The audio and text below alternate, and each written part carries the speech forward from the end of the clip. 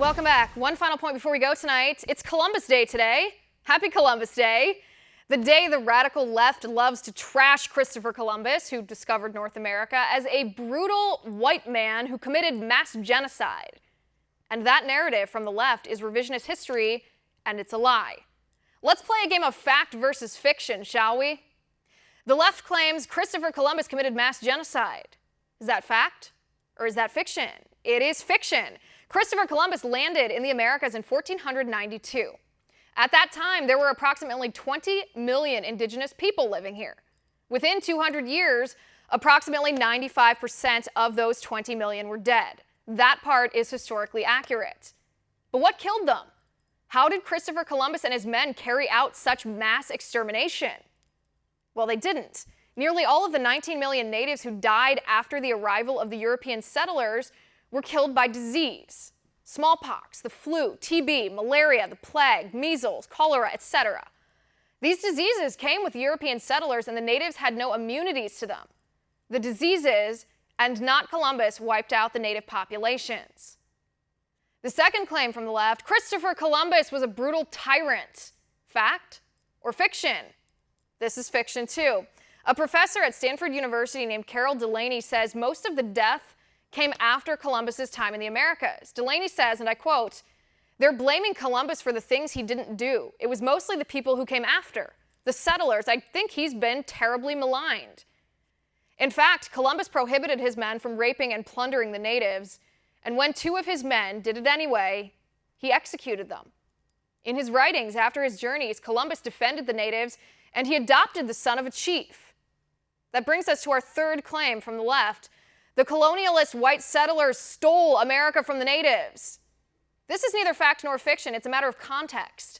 The history of the world is a history of war and conquest. That's what all peoples did. That's what the natives did to each other. That's what Columbus did to the natives. He conquered the Americas. That being said, the left suggests Columbus was worse than everybody else of that time, and that is fiction. The left claims they have proof that Columbus was evil because of a letter detailing the evil actions of Columbus. The problem is that document was written by Columbus's chief political rival who hated him. It'd be like asking Hillary Clinton to write the historical account of the 2016 election against Donald Trump. That letter was nothing more than revisionist history from the 15th century recycled by modern leftists 5 centuries later. The next claim from the left, Christopher Columbus owned slaves. This is true. This is fact. Columbus took natives as slaves. There's no excuse for that. It's unequivocally wrong to enslave another human being, period. But the left ignores the historical context again. The Native Americans were also famous for enslaving each other. And the Pope at the time declared cannibals to be slaves. Still doesn't make slavery right. But the left purposely leaves out historical context to push their radical leftist narrative that Columbus was evil and therefore white men in 2018 should pay the price.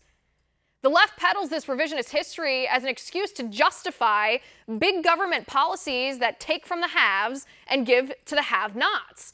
And they use race to tell you it's the fair thing to do. But it's not fair, and the narrative is a lie. And that is my final point. You can reach me on Twitter at Liz_Wheeler. If you liked the show, please send me an email at oann.com/contact. In the meantime, catch us here tomorrow at 9 p.m. Eastern. And until then, have a good night.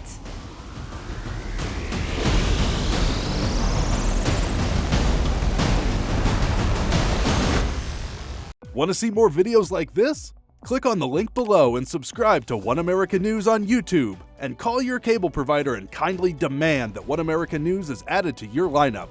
Call and subscribe today.